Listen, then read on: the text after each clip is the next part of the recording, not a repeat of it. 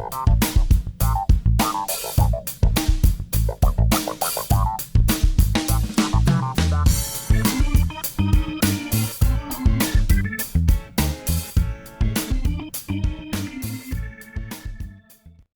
welcome back to my channel. This is Canadian Retro. I've got a Taggin Tubers video response here for Liquid Wayno. He tagged me, and essentially from my understanding of the question, I'm trying to remember off the top of my head, but it's just one question, and it is, what are your 3 go-to games, either when you're done gaming, something you can just sit back, relax, take it easy with kind of idea, and the way I interpret this is either games that you'll always go back to and play, or games, you know, when you're stressed out from another game or something like that, that you can just sit down and, you know, kick back to kind of thing. And basically for me, those are sort of one and the same.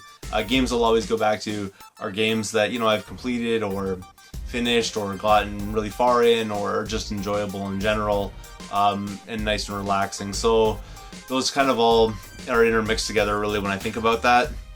So my answer for sort of both interpretations of that question are basically the same. So I'll get started on this.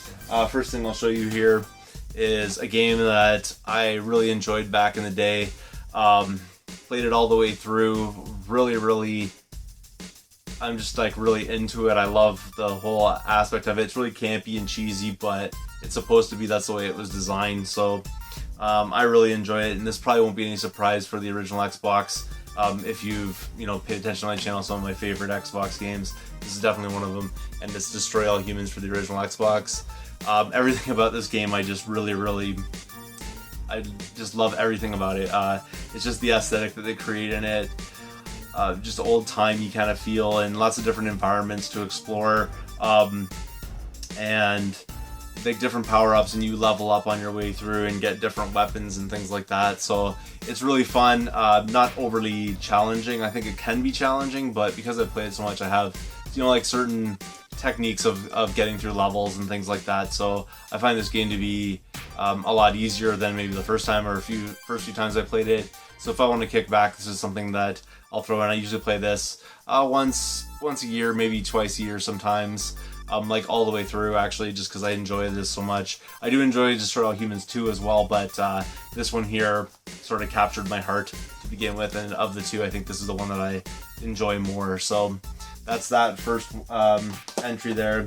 The second entry here, I'm kind of cheating, just because it's sort of like if you're going to kick back or things that you can go back to, there's sort of 3 games that are sort of tied together, but they're all basically of the same genre. They're puzzle games, and I do enjoy puzzle games. They're just fun for kicking back and relaxing and not, you know, overly thinking it or anything like that, but they can be intense and fun to play at the same time, but, you know, not that kind of thing where, you know, you're trying to level up or something like that, and those kind of things. You know, you can really just avoid it, sit back, relax, enjoy a quick game of these, and they're really accessible and easy to play. So what I'll show you here is one of the first ones, puzzle game I love, Dr. Mario.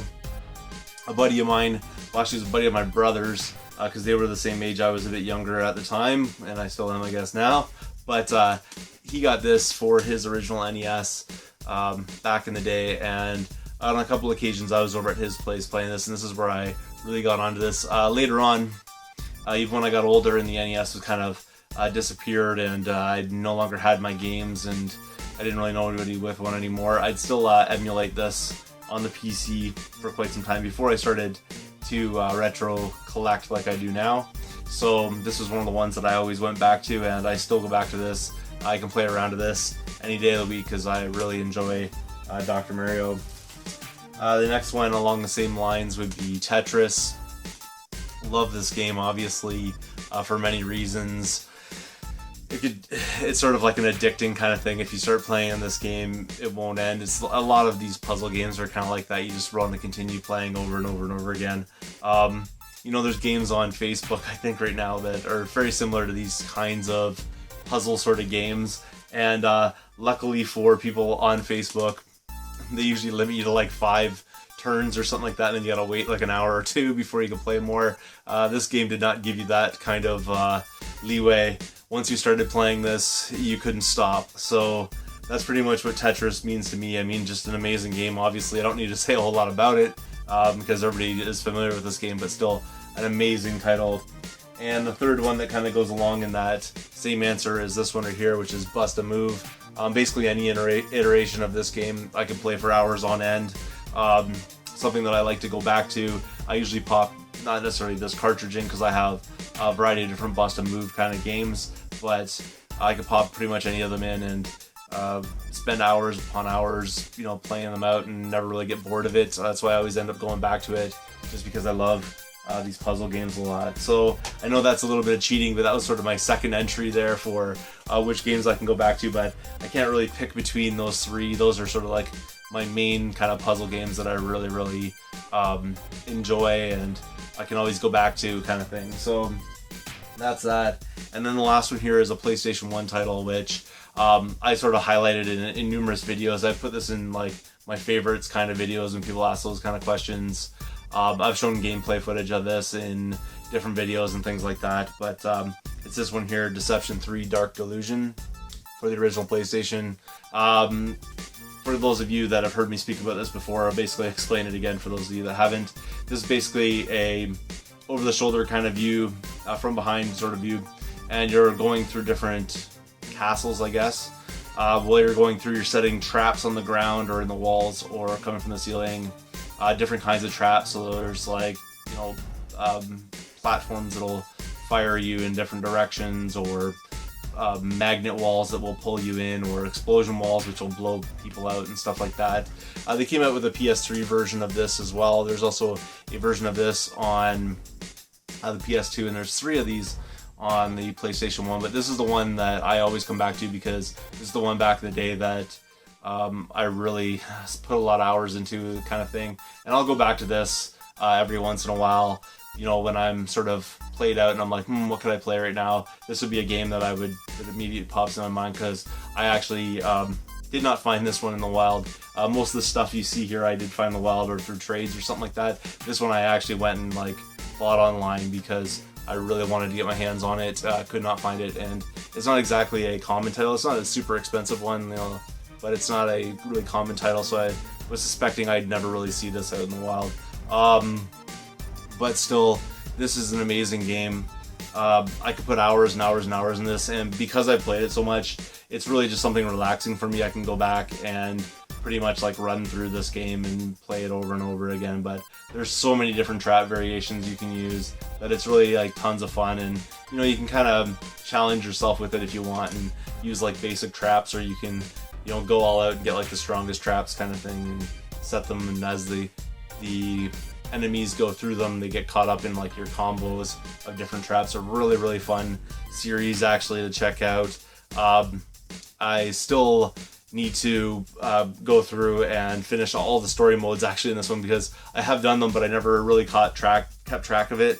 But this time, somewhere in here, I think there was a piece of paper, but I wrote down like all the scenarios so that I could go through and like beat each scenario, because I found myself like repeating scenarios, not knowing. There's a couple spots in it where you have to answer questions that will determine your path through the game, kind of thing. There's multiple paths which you can follow, so I think there's like 4 or 5 different endings. So I haven't done all the endings that I'm aware of, so I'll have to go back and finish a couple more of them. But that's everything I have to say about that. Thanks again to Liquid Wayno for tagging me, and I have to tag 3 people. I think he had said you had to tag 5, but he only tagged 3, or he said you could tag 5, some people were, and some people were tagging 3. Because he tagged 3, I'm going to tag 3 as well. And my first person I want to tag, good buddy of mine, obviously run video game questions by him all the time, but I never asked him this question, which this, you know, tag video is all about. So I want to tag Longshot. Make sure that you make a video and answer these questions, please. Also, and I don't want to mess up his name, but I'm going to do my best here. It's Joey Maiuri. If you haven't checked out his channel, go check it out. It's pretty cool. I'm gonna put links down below, obviously, like I always do, for all these guys, so you can go see their channels and things like that. And the last person I want to tag for this is Watermusic Retro, which is another channel. I think his channel is kind of small right now, but he has quality content on his channel. You gotta go check it out. Really knowledgeable, really opinionated kind of guy about certain aspects of gaming, and always has something to say that's pretty interesting, or a different perspective on the way of looking at things. So go check out these 3 guys for sure, and you guys need to make your response videos for this. That's everything I got to say about that. Thanks again for watching. If you haven't subscribed yet, please do. Feel free to thumbs up this video, comment down below, and I'll see you all later.